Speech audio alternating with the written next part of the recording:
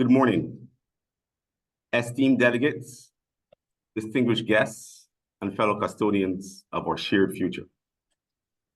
It is an immense honor to join you virtually today, representing the resilient spirit of Barbados at this esteemed side event on the margins of the 4th International Conference on SIDS, charting the course towards resilient prosperity.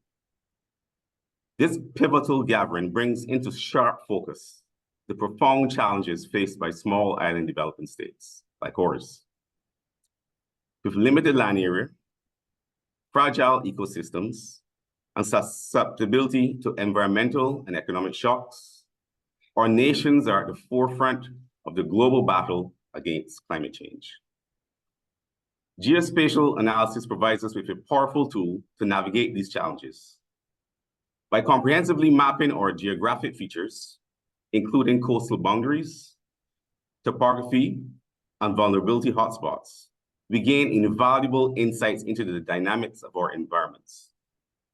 This critical data enables us to identify areas most at risk from climate change impacts, informing strategic decision-making processes and guiding targeted adaptation measures.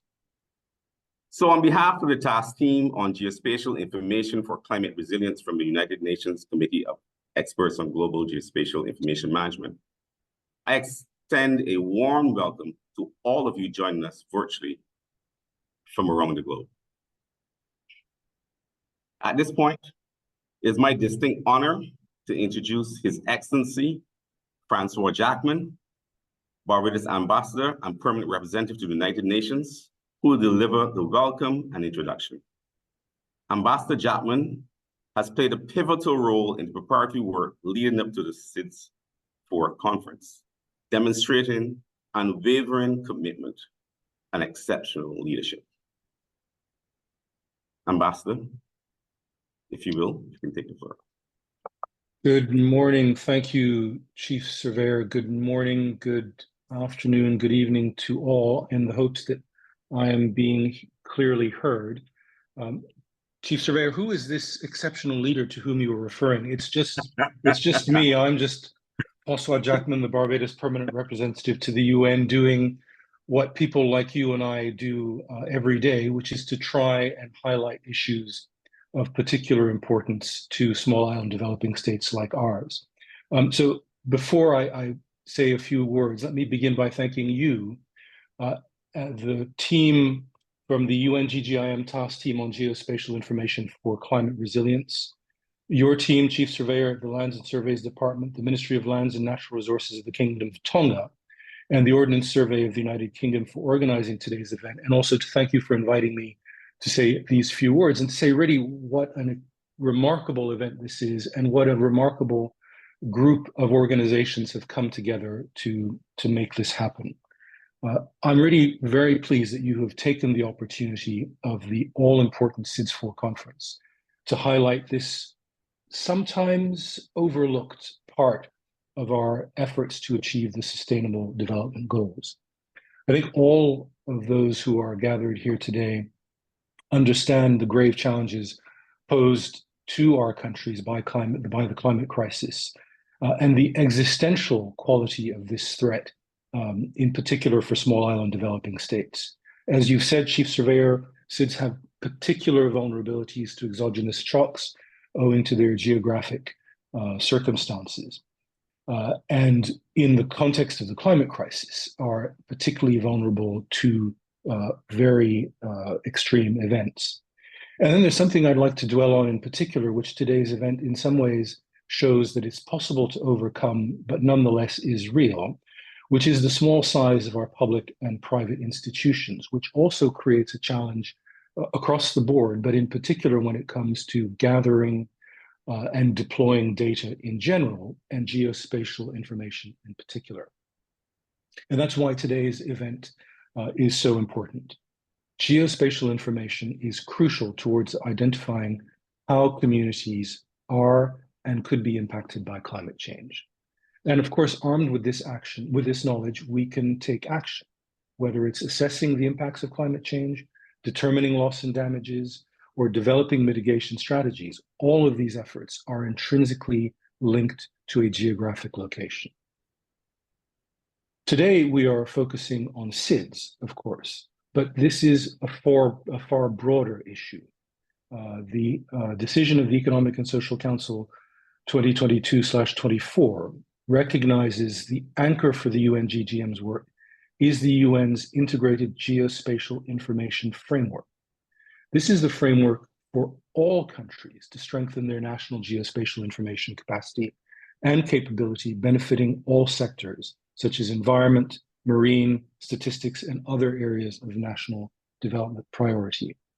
And in this regard, I really must welcome the leadership of the UN Committee on Experts, in particular, the forthcoming report, Applying Geospatial Information to Climate Challenges. During today's session, we will see how SIDS are implementing these tools and using information, geospatial information, to build climate resilience. Geospatial information and related agencies in SIDS have a leadership role to play here, as you are demonstrating today. It's important that the value of geospatial information is understood across all government ministries and departments and beyond, so that the potential of the information can truly be realized. And in this sense, the geospatial agencies are drivers of change. They empower SIDS to use the information to build resilience and reduce our vulnerabilities.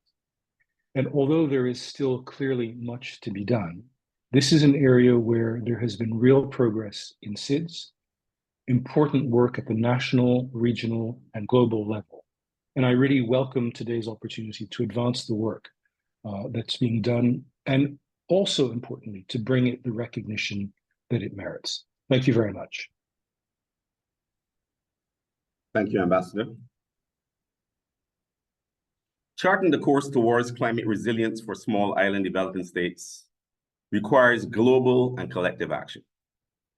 Today, we are privileged to welcome two distinguished champions for the prosperity of SIDS to deliver our keynote addresses. Our first keynote address will be given by Her Excellency Elizabeth Thompson, Ambassador, Extraordinary and Plenipotentiary, with responsibility for climate change, small island development states, and the law of the sea for Barbados. Ambassador Thompson has worked extensively at the national level and within the UN system on environmental issues, climate change, and sustainable development, earning her the prestigious Champion of the Earth Award. Here is a statement from Ambassador Thompson.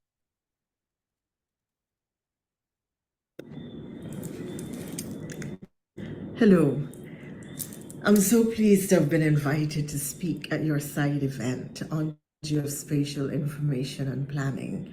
The truth is that geospatial information and planning is not something in the forefront of our minds when we talk about sustainable development, certainly not as policymakers, as politicians, and indeed it's not the case for many technocrats. And yet, if you think about it for a moment, it is such a critical area of our preparation for resilience.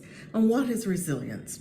Resilience is planning and acting in such a, and building in such a way that we are able to withstand shocks, external shocks, or planning and building in such a way, and when I speak about building here, it isn't necessarily physical building, because we have to build at the economic level as well, but certainly geospatial planning relates primarily to physical development, but it does have a significant economic and environmental component. So it really touches all three pillars: the social, the economic, and the environmental aspects of development. So when you think about geospatial planning, it is not something, as I said, that's in the forefront of our minds, but let's interrogate it a bit. And I really had to think about this over the course of the last few days as I tried to frame it in the context of a broad development agenda for small island developing states. And I'm very pleased to see that this is something that is actually part of the conversation here in Antigua and virtually. The very essence of island states and small island developing states in particular is that they have limited land space. And many SIDS, including those in the Caribbean, are major tourism destinations. When you have small space, your planning has to be even better, stronger, more targeted than when you are large landmass. And you know, I think that that is kind of obvious. So here it is that we are small land masses receiving many times more than our population of visitors annually. We have to plan our land space for tourism development. We have to plan our land space for our nationals. We have to plan land space for residential use, for commercial use, for recreation, for agriculture, which is critical to food security. And we have to plan so that the island doesn't look crowded, it doesn't look overdeveloped, it doesn't look like a place you don't want to live or be. And therefore, how you lay out, how you plan, how you determine what you do with that land space becomes even more critical. Moreover, in islands, the pressure on your land space is even greater, and the uses of it become extremely critical, and the essence of the use of it becomes extremely critical when you think about your planning purposes, your building your resilience. The other area in which resilience is defined is not just being able to anticipate and withstand shocks, but to be able to get out of shocks, be less severely impacted, and to recover more quickly. We can't do that unless we plan for them. We can't do that unless we have strong information on which to build our decision making as policymakers, as technocrats. If you look, for instance, at what happened in Katrina, several parts of Louisiana have been abandoned to this day because it was found that they really are unsuitable for building and construction in extreme weather events. They can't resist a Category 3 hurricane. They can't resist a Category 5 hurricane. They're too low level. I mean, in small island developing states, many people and many important infrastructural spaces, very critical utilities, your radio stations, your mass communications, your water and other utilities, electrical services are on the coastlines, and these are islands that are below sea level. And in the event of an extreme weather event, all of these become extremely vulnerable. So you're planning in terms of identifying what land space you have, where it is, how you're going to use it, why you're going to use it in a particular way, what planning, engineering, and physical development strategies do you need to use to ensure that that space is carefully and well utilized in a way that populations are not vulnerable, are not being put at risk, and utilized in a way that you're actually building your resilience capacity and not creating further vulnerability. So truly, geospatial planning is an instrument of sustainable development. And part of our difficulty over the years as small island developing states, and indeed in many other developing countries, is that we do not collect a lot of baseline data. We do not collate, analyze, and use data in our policy planning, in our programmatic areas. We just don't do data well. Now, this may be a capacity issue, but we can now leverage the technologies to acquire and analyze and review exactly the kind of data that we need for protective planning all across small island developing states. So I think that this side event is really timely. I think that it emphasizes, I mean, here in Antigua, for instance, it is something that people will understand in a very poignant way, because during Hurricane Maria, the whole island of Barbuda had to be evacuated, every single resident. This is a very serious matter, and it portends to what can happen right across SIDS, where we are extremely vulnerable to extreme weather events, and where we are at risk of wipeout events every year during the hurricane season. And what is a wipeout event? A wipeout event is an event like Hurricane Maria, like Hurricane Dorian, that takes away more than 5% of GDP. And bear in mind that this can happen more than once in a single hurricane season. Now imagine that you have a body of data that allows you to take decisions about where your critical installations should come, where your housing development is best placed, where utility companies and utility lines are best run, where you should leave open for recreation, how you could protect your coastlines, what is the level of shift and movement on your coastlines. All kinds of things can be made available to us that really allow us to have a better quality of life, to protect our environment, to protect society and communities that are in places that might be vulnerable, the livelihoods, for instance, of fisheries, of fishers, in the movement of coastlines, a number of uses can be made of geospatial information. And now that I think about it, we have to wonder why we haven't done more of it, why we have not better utilized this critical planning tool. But as I indicated earlier, I think that for many small island developing states, it really is a capacity issue. But now the technology can help with this. And I'm deeply grateful that there is a body of professionals out there who are sufficiently interested in this, that they are willing to invest the time and effort to guide SIDS policymakers so that we can have better quality of data to inform our policy and decision making.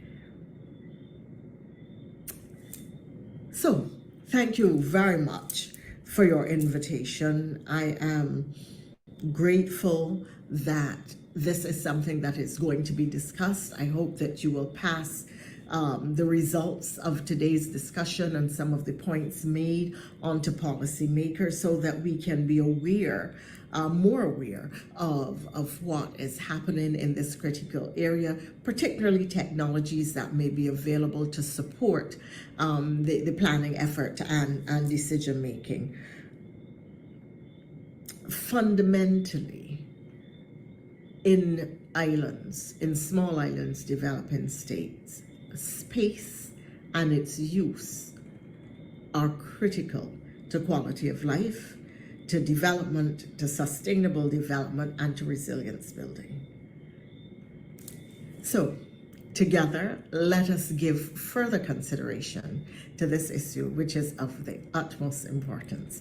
I hope that you'll have very fruitful discussions, and blessings on all of you.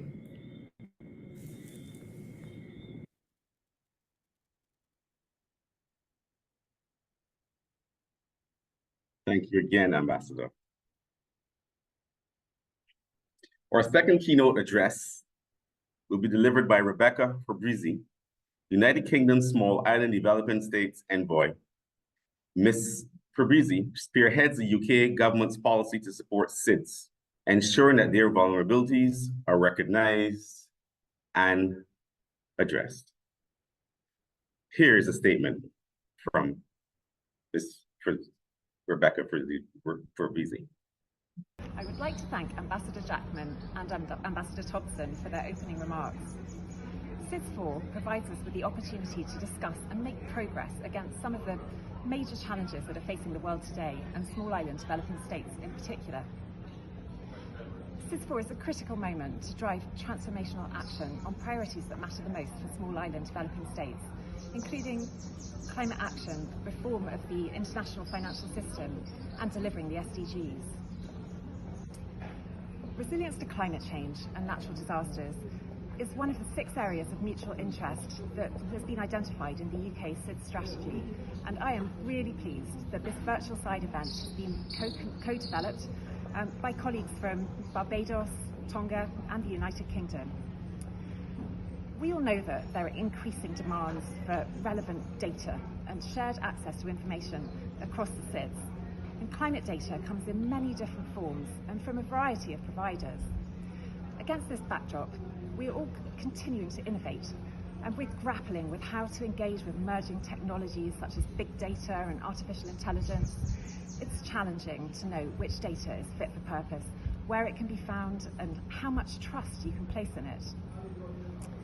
So the role that geospatial information can play to help to link data from different sources back to the real world and our common geographical challenges will therefore become even more critical, whether it's statistical data to understand where our citizens live, where they work and play, environmental data showing the impact of rising sea levels on coastal regions, or Earth observations giving us an even more detailed understanding of the Earth's processes.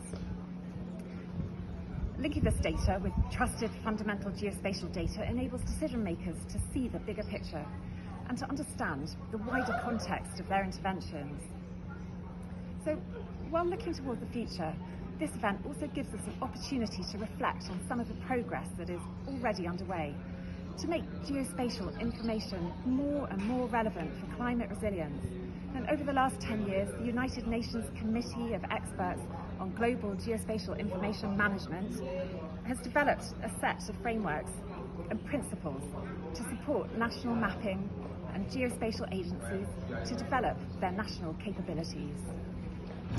I am really pleased to see UNGGIM align its actions to support the SDGs and to the wider topic of climate resilience. I'm told that at its last Committee of Experts meeting, the UNGGM community agreed that the discussion on climate resilience should not wait any longer, and we must begin to actively advocate for and raise awareness of the role of geospatial information in climate resilience. This event continues the discussion that has been started by Barbados, Tonga and the United Kingdom, and I'm really excited about some of the work that's already underway in this area that will be discussed later today. So I hope that you're going to share your thoughts and your knowledge and experience so that we can work together to make the world a better place. Thank you very much. Thank you, Ms. Fervisi. As you can see, we would have had 3 messages, and one from Ambassador Jackman, Ambassador Thompson, and additional one we just heard from Ms. Fervisi. Going forward, we'll have Dr. Victor Koo of Singapore Land Authority and Dr. Mark Bino from the Caribbean Community Climate Change Center. Also, the co-chair of the UN task team, Mr. David Henderson of Ordnance Survey, he will be taking over very shortly from me. And as I didn't even introduce myself, I'm David McCollin, Chief Surveyor of the Land and Survey Department of Barbados. Mark.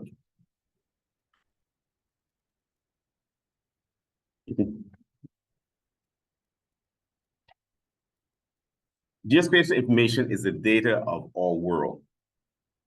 Geospatial information is the very foundation of our national infrastructure, serving as our digital reliability for evidence-based decision-making. In today's knowledge-based economy, it is indispensable, providing our nation with a precise blueprint of situations and their locations. This powerful tool enables a seamless integration of a wide range of government services, thereby driving economic growth, ensuring national security, fostering sustainable social development, safeguarding our environment, and enhancing our national prosperity. You can go to the next slide. By harnessing the full potential of geospatial data, we can make informed decisions that fortify our resilience and pave the way for a sustainable and prosperous future for all. Reducing inequality in this regard is vital. Geospatial information is the basis for evidence-based decision, as it provides the when, the where, and how with respect to aspects of decision-making. It is indeed very critical. You can go to the next slide. One of the most powerful statements,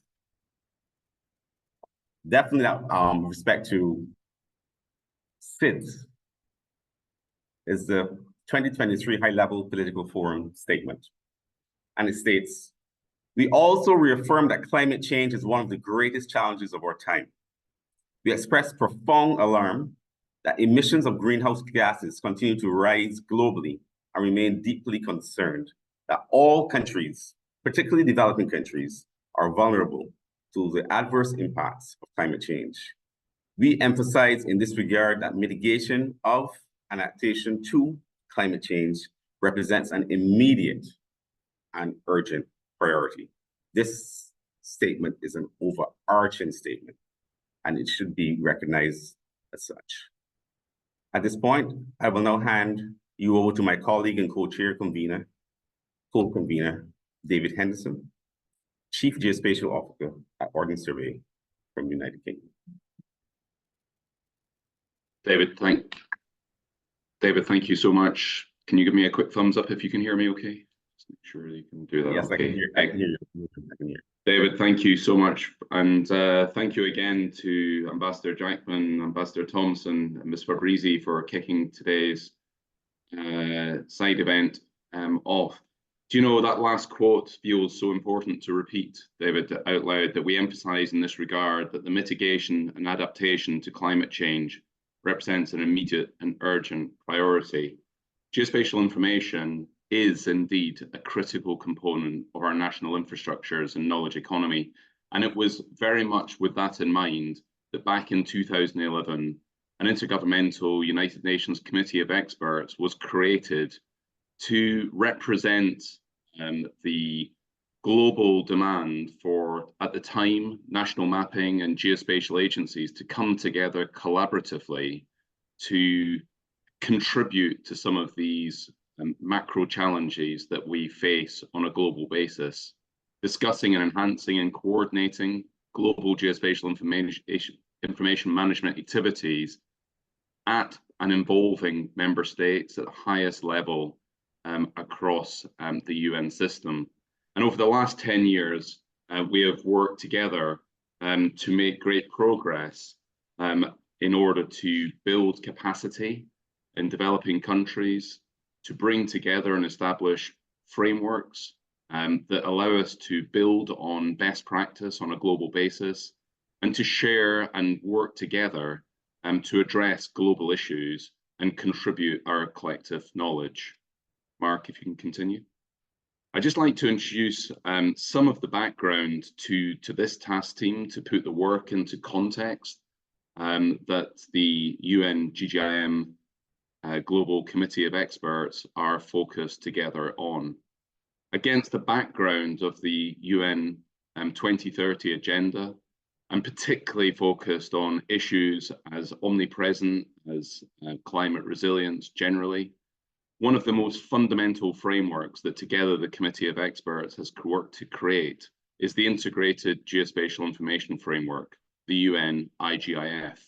That strategic framework lays out a number of really important fundamental aspects to our work and provides overarching guidance to member states and other organizations in developing geospatial infrastructure, which I'll cover in just a second. More broadly, across other frameworks, such as the Global Statistical Geospatial Framework, the Framework for Effective Land Administration, and the equivalent framework for the Integrated Marine Geospatial Information Management, UNIGIF Hydro, We have also worked on a number of underpinning important foundational elements, such as introducing fundamental geospatial data themes that we believe all member states should ensure that they have developed in order to support local, national, and indeed global challenges on which we collaborate. Thanks, Mark. I'd really like to just drill into the UNIGIF. The UNIGF is the multi-dimensional framework aimed at strengthening national geospatial information management in all countries. And it really comprises three main high-level aspects. There is an overarching strategic framework bringing together the wider aspects that must be considered at all levels in our work. There is an implementation guide that more practically lays out how the IGIF may be implemented at indeed national level. And today, we are working hard as a global community to support one another and build out capacity to develop country-level action plans that are concerned with developing capacity and also geospatial information management frameworks at a national level. Mark, if you can continue. Now, those of you who have joined this call today, you should consider yourself immediately part of the global community, building capacity and helping to apply geospatial information management to real-world problems.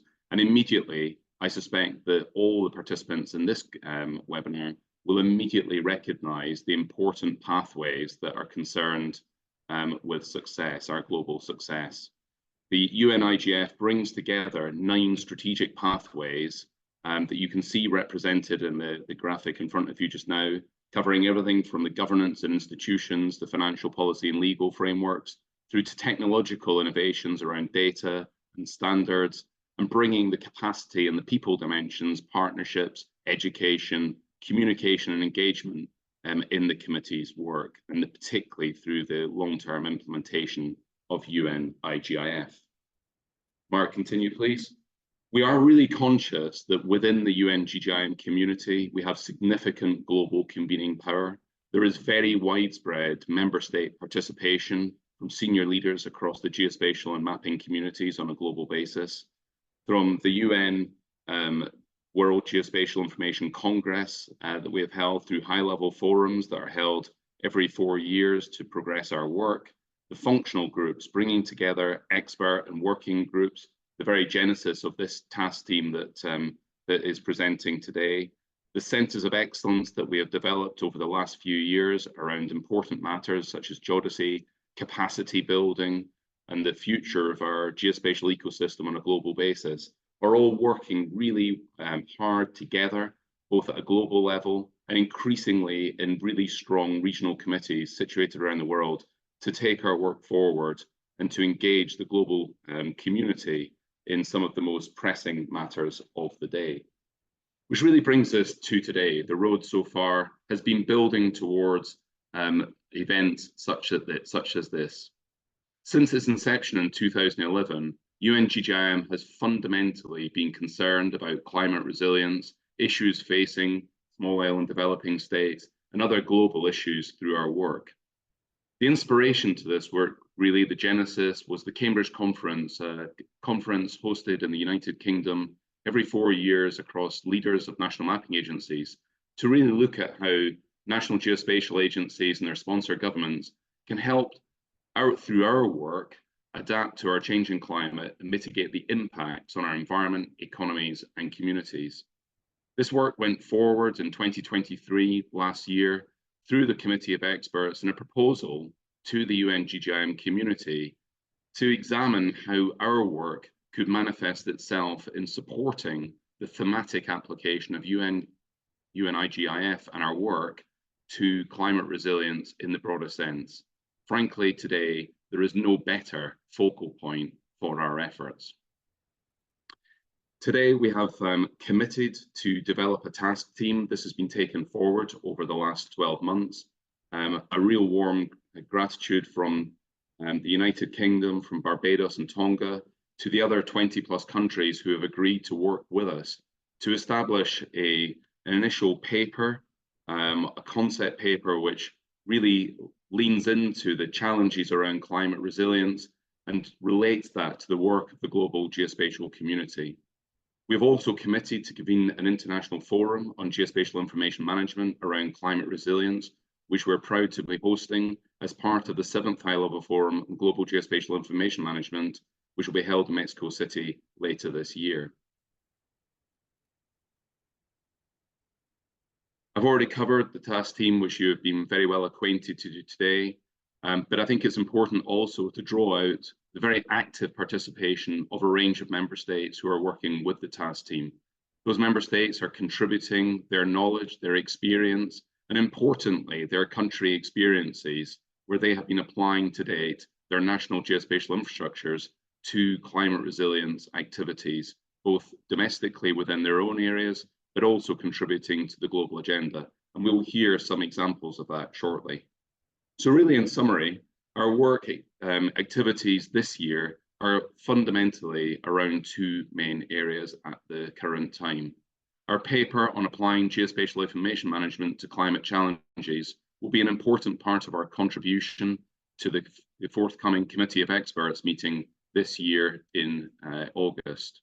A fundamental part of that will be the capturing of the national experiences that we're actively gathering today. And I think I would like to encourage all member states, perhaps some who are listening to the call today and participating in the SIDS4 conference, to consider contributing their national experiences of how geospatial information can help build climate resilience and showcase the how in how national geospatial information agencies are currently responding.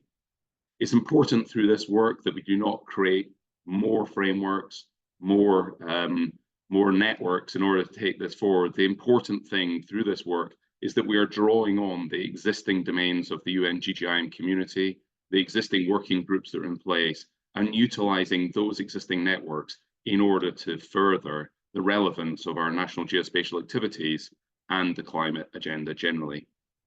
So really, just in summary, I'd like to finish off by just showcasing a list of some of the national experiences of geospatial information for climate resilience, which have been forthcoming from member states to date.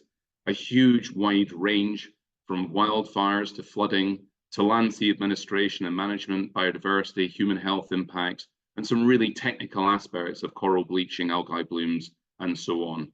There is a wide range of pre-existing opportunities today. As we've heard already from our introductory keynotes and David's opening remarks, there is no doubt at all, that both the twinality, if you like, of geospatial information management, and the pressing agenda of climate resilience today are really important to come together. And we hope through this event, through the work of the task team and the wider community that we're working with, we can build to have real impact over the forthcoming years in addressing the implications of climate resilience. David, I'll hand back to you. Okay, next slide.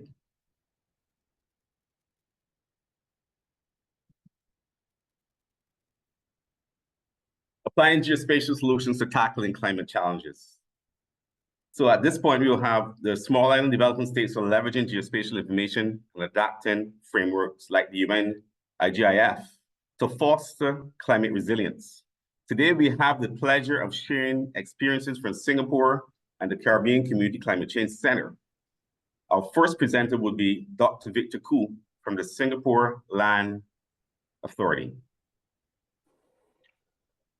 Thank you, David.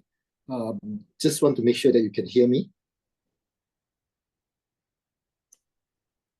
Yes, I can hear you. Sorry. Thank you. Thank you very much. Good day, everyone. Yeah, I'm Victor Khoo from the Singapore Land Authority.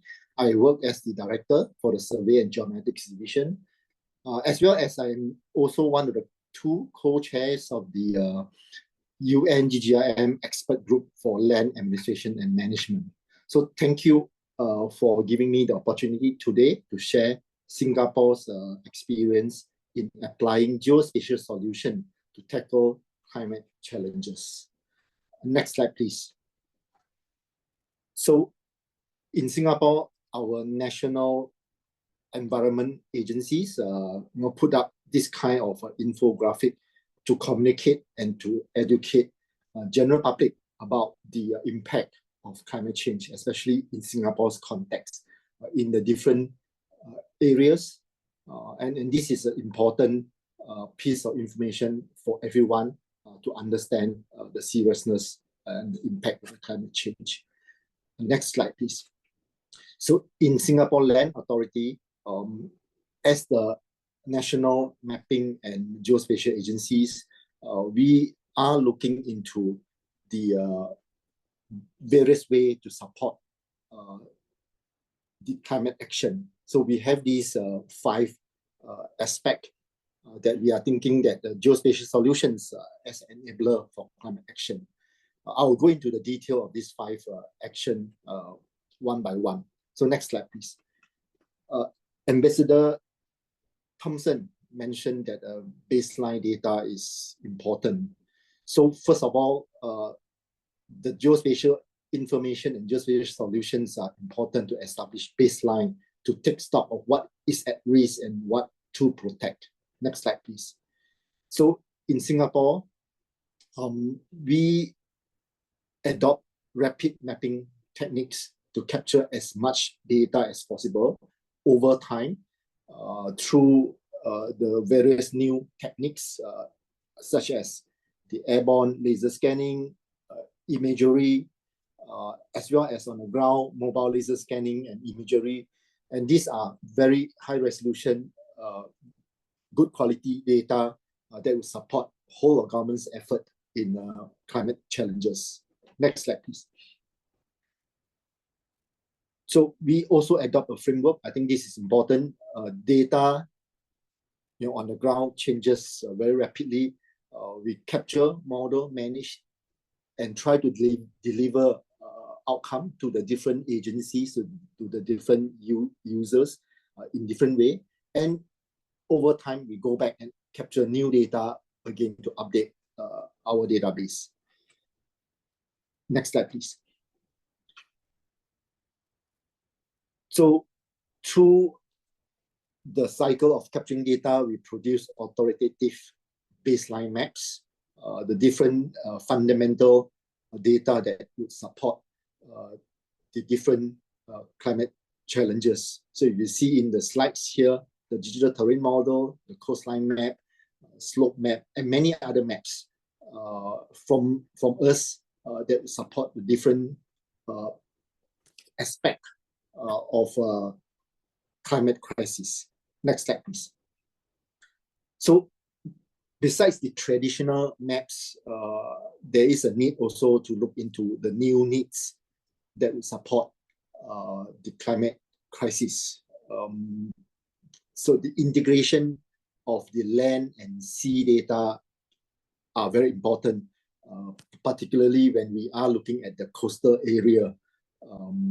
And this is one example that the researchers in the Singapore ETH Center working with us, working with Singapore Land Authority, using the different data sets that we have, and together with the Maritime and Port Authority, so the sea and land people come together to develop a new data set, integrating the topographic data and the multimetric data. Next slide, please.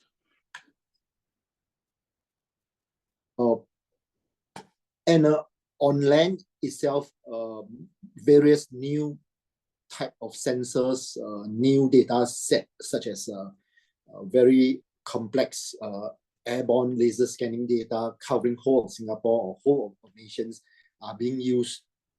These are very important new data types that is very helpful in our understanding of the environment. Next slide, please. In the second area, we believe that the data, the products can help us to formulate and mitigate and also adapt policies and solutions. Next slide, please. So in this area, products such as digital twin, next slide, please. Yeah. So products such as urban digital twins are put together by Singapore Land Authority to support the planning, the policy formulation to mitigate the climate crisis or climate issues. One example is in the 3D visualization and simulation, and in this case is for the flooding in the urban area. Next slide, please. Beyond the water issues, the temperature also is another area that is important, and the researchers in Singapore universities using the digital twin data to look into urban thermal comfort. This is another example, both from a temperature and of a wind flow perspective. Next slide, please.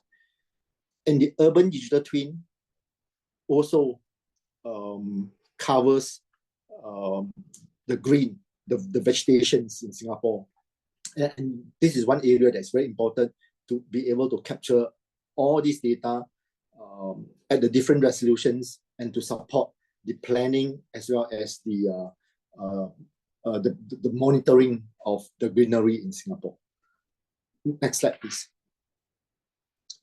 In the area of transition to green energy, we have been using the digital twin to support the estimation of solar potential on all the buildings in Singapore. So another examples of how geospatial solutions are supporting the climate crisis. Next slide, please. And in the third area, we believe that we should use geospatial technology and geospatial data in terms of monitoring the rate of the risk and also the changes on the ground. Next slide. So one example is in the area of monitoring of the ground in the vertical direction. And in this case, it is very important when the sea level rise and your ground level actually subside. And this is an important parameters for us to fight the sea level rise. Next slide. And in the area of, when we have done what we are doing, we need to measure how effective are the mitigation and the adaptation solutions. So again, geospatial data and geospatial solution over time is important, is an important data set for us. So next slide. We work on the National 3D Mapping Program. Can I have next slide? Which is a program in place that continuously capture high resolution data from airborne and from mobile laser scanning. And over time, we are able to measure the effectiveness of all the mitigation, the plan they will put in place in terms of fighting the climate crisis. So the last row or the last area, we believe that using the geospatial information and geospatial solutions is able to help us transform and grow the city. Next slide, please. So this information are important information for us to look at our coastal planning and coastal development. In this case, we have been using the data for integrated spatial planning, especially at the coastal area of Singapore, in order to move forward. So with that, that's my last slide. Thank you everyone for the attention. David, I'll pass the floor back to you. Thank you, Victor. That's a very interesting presentation you just placed just now. Very, very, very in-depth. The next presentation will be done by Dr. Mark Bino, the Caribbean Community Climate Change Center. Yes. Morning, David. And I'm pleased that I was invited to make a presentation on behalf of the Caribbean. Everyone is hearing me well? Yes, I'm hearing you loud and clear. Great. Next slide, please. Yes, the Caribbean LiDAR program basically started in 2019. The center, which you know is a self-financing entity, got a grant from the USAID, and it purchased a scanner, which is a topo batty scanner. So it does topographic surveys as well as nearshore bathymetry to be able to capture the baseline as we've been hearing about, and thus be able to infuse that into what it is Barbados and other islands are doing. Next slide, please. After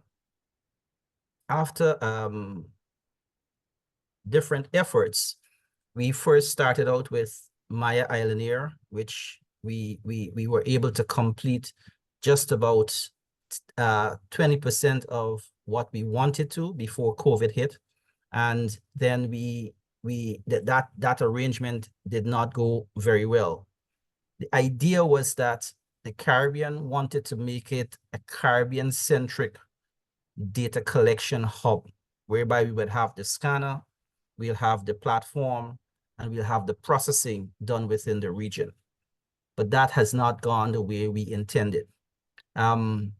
So after many different tries, we were able to secure the services of Quantum Spatial Canada, who is now providing the platform service for us to mount the scanner on, and thus be able to execute the study.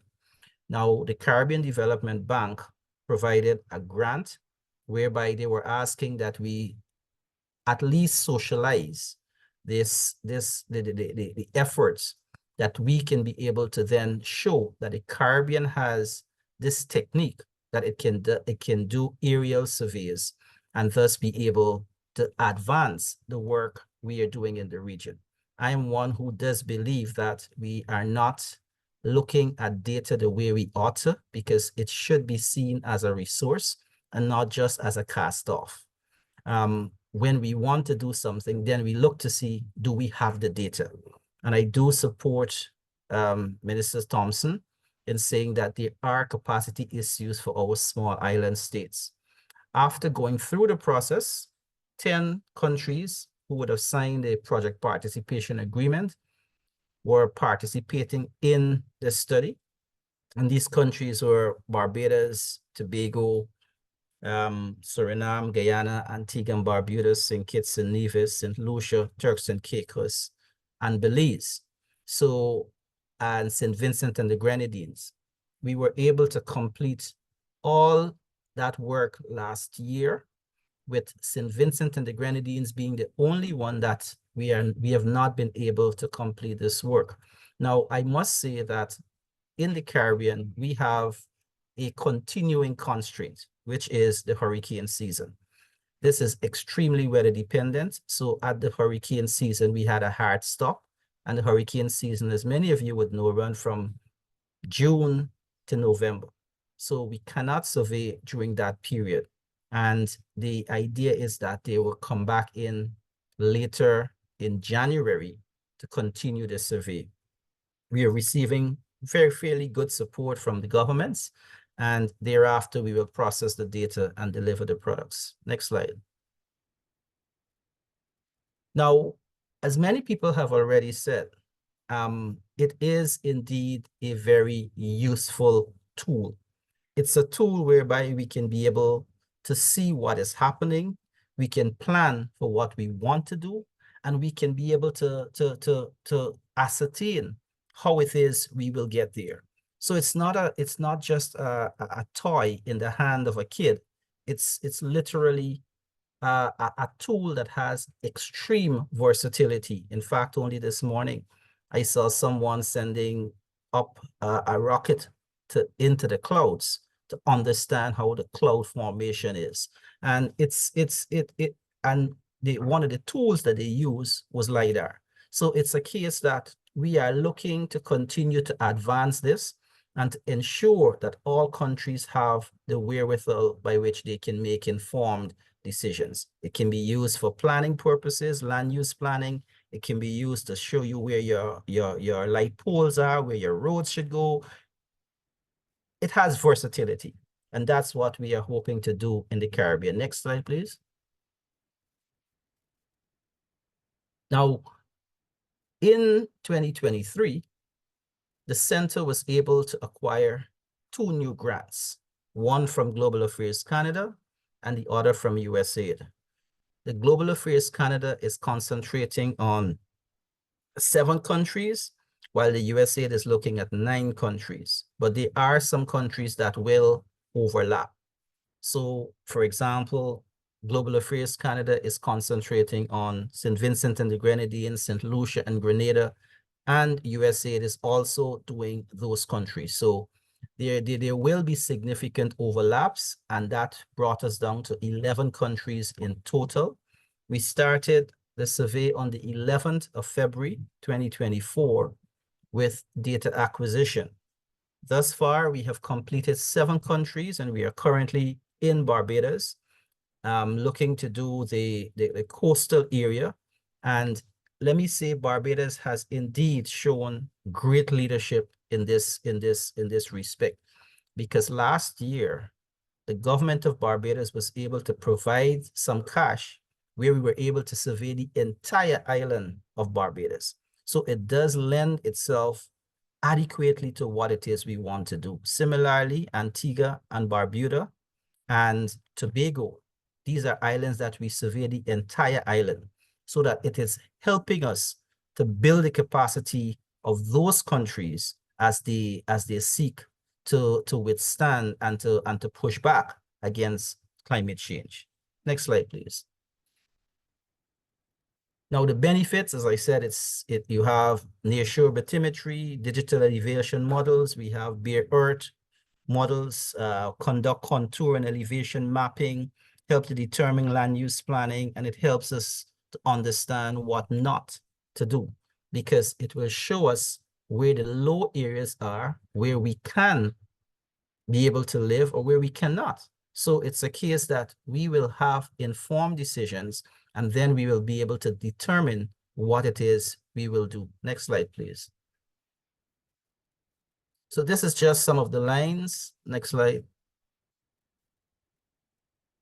Yes, these are pictures of what it is, the imagery that the aircraft would have captured.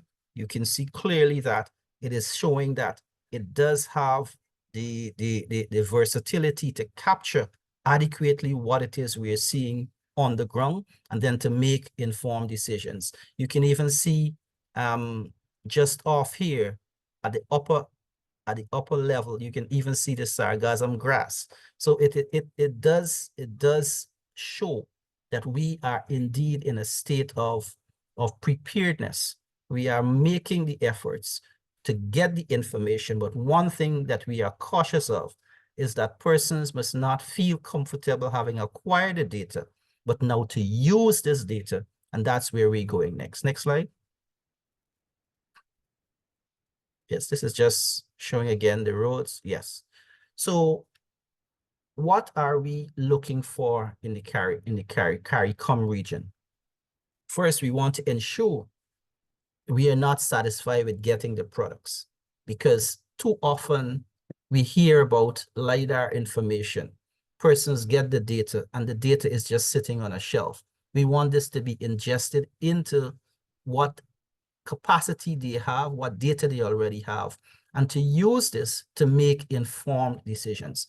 As we are building the capacity towards climate change, let us use all the tools available to us.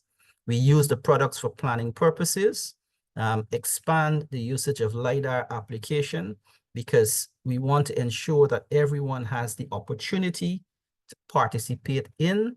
And as it is, as I said, the center is a self-financing entity, so it will not get grants to survey the whole country like Guyana, the whole country of Belize. So we're taking it bit by bit as we go along, and then we'll be able to capture the entire area. If we had more monies, we can do much more. And the country of Barbados has indeed said to us, they want this to be a continual effort. So it's not just a one-off.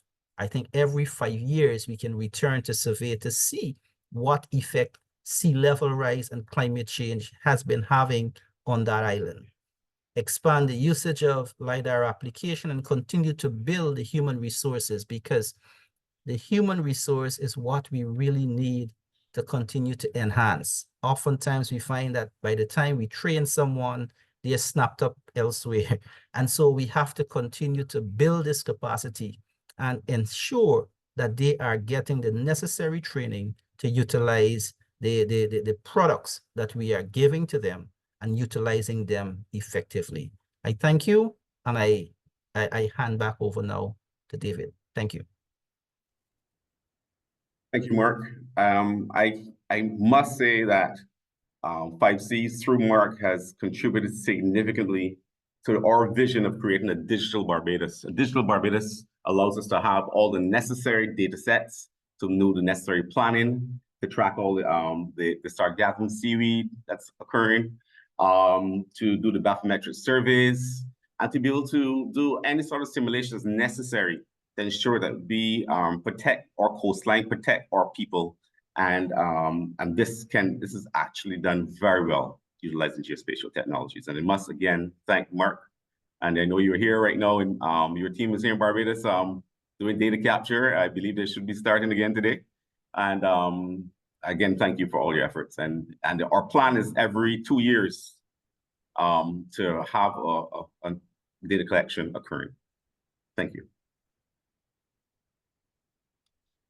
I believe I pass over to you, David, at this point for the panel, creation of the panel, formation of the panel. Thank you, David, and stay right where you are, because I think you may well participate in some of these discussions as well. But listen, thank you, Victor, thank you, Mark. You know, these are such inspirational presentations which really get to the core of why this task team exists. The opportunity to share experiences, to showcase best practice, to demonstrate the very practical applications of technological advantage and national infrastructure in addressing resilience and mitigation activities in response to our changing climate. These are great conversations to be having. If I may, and it's perhaps an odd question, the first thing I should say, of course, is that if anyone who has joined us online today and is a part of this community, feel free to place any questions in the Q&A, and I'm very happy to pose them to our panelists. But and perhaps an odd question to start with, but you know, what I took, Victor and Mark, from your presentations was the inherent passion that you both have for this work. We started today off by talking about just how important this is, and I wondered, Victor, perhaps if you could just share with us your personal passion and your excitement for this work, and in your mind, why does this matter so much? Thank you, David. So we started this. You know, there's a history of in Singapore's context. Why did we started aerial imagery, aerial laser scanning data? So it's really about, you know, there's a flooding in our city area that we don't have high resolution data to deal with the flooding. And at the time, that was about 10 years ago, that we know that the technology, the airborne laser scanning, can obtain data of such high resolution. And when we go into modeling, we are able to produce good data sets to help in the planning of you know, flood mitigation and flood management. So that was when we started all this. And I think the idea of understanding the data, understanding what we are capturing, understanding how this data can be captured once and used by many, I think that's very important principle. That, you know, I think is, you know, you are doing something that can benefit not just in the climate resilient area, but in planning. So we see this as a city requires geospatial information, fundamental geospatial, to ensure that the city is safe, sustainable, and smart. Back to you, David. Yeah, thank you, Victor. I mean, these are things that matter inordinately, and they come with the passion of the individuals involved. I wonder, Mark, whether you had a a similar response or any personal reflections on, you know, almost your motivation to contribute to this work and why that matters so much to you? Yeah, actually, I did not start out as a data processor or a data person, but over time, I have been convinced that if we are truly to address climate change, the data needs are absolutely necessary for us to start from, and not to be able to insert when we then hit a bump in the road. So having looked at it and having come to the realization that our starting point should be the data, because let the data lead us where it may. We have islands, we have ocean states, we have where you have the entire outfall already being eroded due to sea level rise. So we are seeing these impacts. But when we do the aerial surveys, it lends itself for us capturing much wider and much greater spaces at a reduced cost, which is one of our motivations to start looking at this data. Now that we are in it, I do believe that it does lend itself to helping us to understand how we can mitigate against climate change, because we are seeing where the oceans are creeping in upon us. We are seeing where lands are being lost. We are seeing where houses are literally going into the ocean. And this will lend itself to say, well, what can we do? Where are we placing our resources? So I do believe it is indeed essential that we address this issue and address it frontally, not tomorrow, not next year, but last year and now. Thank you. There's a real urgency. Don't take yourself off microphone, Mark, because I have a supplementary question for you, because I think you're absolutely right to stress the urgency of this matter. This has been very much at the heart of our work over the last couple of years. You talk about in your presentation the assimilation of new data. Could you perhaps comment, Mark, as to how the data accessibility is being addressed? How do you make sure that the data is accessible to NGOs and other individuals to be able to use the data effectively? Yeah, well, first of all, the data belongs to the country, because it is the countries who are accessing this information. They will give us the permissions to fly over. But the center keeps the repository of a backup set of data. Now, the NGOs, other communities, if they wish to use this data, they will write to the countries requesting, and then they will say, well, fine, but we are not permitted to just make the data available to all. It is the country's data, and they have to say how they will provide access to this data to make it go. So it's a case that we are providing the service, the countries have to provide the permission to use their data. Thank you so much, Mark. That's correct, Mark. I just want to interject here. That's correct, Mark, because for Barbados, they would have done all the necessary flying and provided all the data sets, but we created what is referred to as a GEO portal. And this portal has a deep resource of data from years from 2006 coming forward. So you can look at the trends, you can look and see how stuff has changed, and requests just coming right in to access this information. But again, the portal shows what data is available. David, I wonder if you could go further just for the conversation, that because I think you can make data accessible, but the data also needs to be used. And the other half of that is in the capacity of individuals to be able to use that data effectively. I wonder if you could just comment on just how important that is from your perspective, and any examples you have of local initiatives to build capacity, technical capacity, human capacity, to be able to use these products and data effectively? Well, fortunately, the University of West Indies, they run a program in geomatics, which includes not just surveying, but it has GIS, GPS, training, aerophotography, all of those components. And the set of students coming out of that are trained in use of geospatial technologies.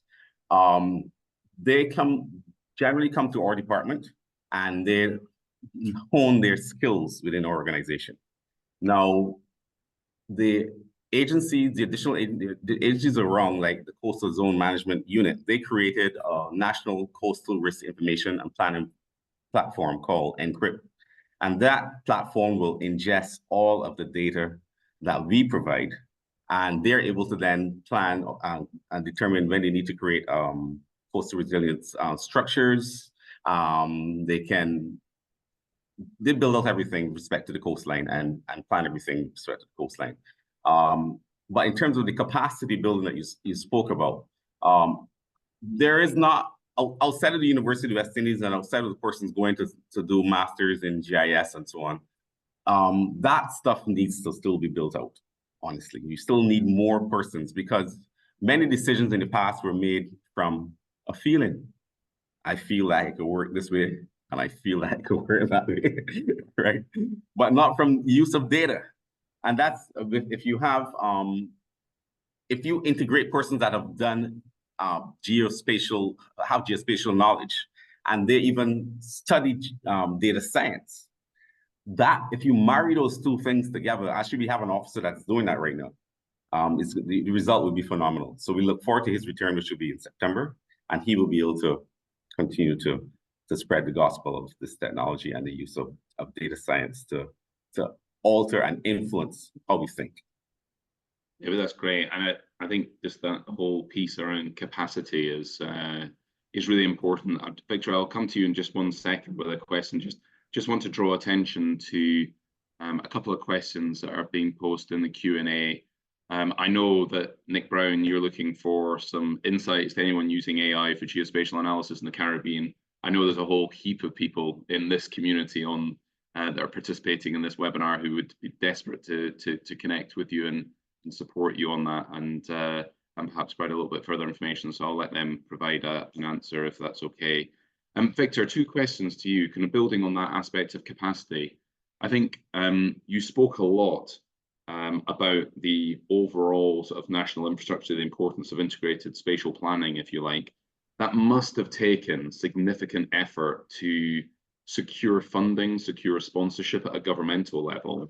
But I'm also sure, I know because we've talked about it before, how much effort goes into making sure that the data can then be used at a local level to have impact.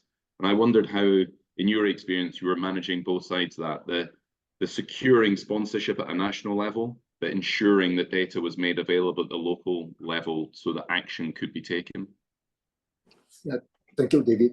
So my team focused on both areas, the funding part, which is making sure that there are money that can fund the work, every campaign of work, every updating of the data set, and creating new data sets that will support the work. So that is important, but it's also very important that the data is accessible, there is usage for the data. I think in Singapore's context, what we have done is that my team sits in many different interagencies committees, and we put our antenna. We know which area potentially can be of use of the data. We'll introduce, we'll go in. We have to admit that we are not expert in all areas. There are many areas that we do not know anything, but we have a sense that we can contribute. We go in there, we try to promote, we try to push, but not every time it will work. But that's how, having the data in our hand first and trying to push, trying to demonstrate, that's one way for us, for the agencies. But for the researchers, usually the researchers know more than us. They will come to us, they will come to say that, I want this, I want that, I want this, I want that. How can we support them? Because they have certain directions, certain objective. And my team's role is really to support all this work.